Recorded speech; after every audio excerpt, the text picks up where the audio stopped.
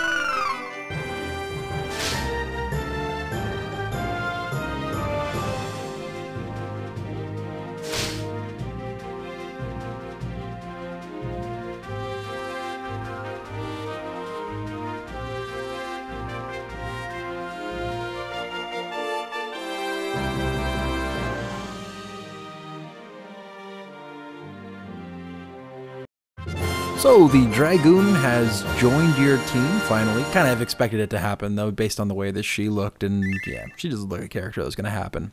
You also get 4 job points at this point in the game, so it's a good time to talk a little bit about jobs. Now your jobs early on in the game are going to be overshadowed by your jobs that you unlock later on in the game. It helps to know which jobs are coming up, so if you wanted to look at a wiki and kind of ruin the surprise, you can do that. There are guides out there on the internet right now. But I think it's just a safe bet to say the jobs that you master early on in the game are not going to be the jobs that you master later on in the game. You're not going to be using the same jobs that you're leveling up right now. So to put all of your points into one job, which is kind of the way I'm going with a couple of my characters, may or may not be a safe bet or a good bet. Now you'll get enough points just through the game to master 3 jobs, because you get, I think, about 69 points. That'll master 3 jobs, 20 each, and then leave 9 points for, mix and match. Or you can kind of, mix out your points and not master any jobs if you'd like to. Now, the problem is if you max out something like, say, Monk, which seems to be what I'm about to do on my lead character, if you max out that job, you probably won't be using that same job later on in the game. So those abilities, hopefully they're good, because you may or may not use them in the future. What's this mean? This means that probably the best strategy is to use as few job points as possible early on in the game, so that you can use them very quickly on the better jobs later on in the game. Now, you take that, with a grain of salt. I haven't actually been to the end of the game yet, so I guess we'll see. But it seems to me that's going to be the best strategy going forward, is to just kind of conserve points if you can. If it doesn't detract from the game. I mean, by all means, if you're not having a good time playing the game, use a few job points. Use them as you see fit. But for me, I'm probably going to just max out my Monk on that character and use a few points here and there on all the rest of my characters, and then probably figure out 1 or 2 jobs towards the end of the game that I really want to max out with my characters. From what I read also, there are some other ways of gaining job points later on in the game, so I might use those as well. So, before you go on farther in the game, it's also good for this particular dungeon to stock up on your status ailment curing items, because there's a lot of status ailment causing enemies in this next dungeon. So make sure to upgrade all your equipment as far as you can go, and pick up all the items you can.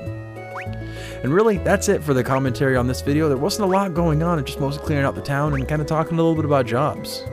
So, I'll see you on the next piece. Make sure to like this video, subscribe to the channel, and until next time, this has been Pixel Freak.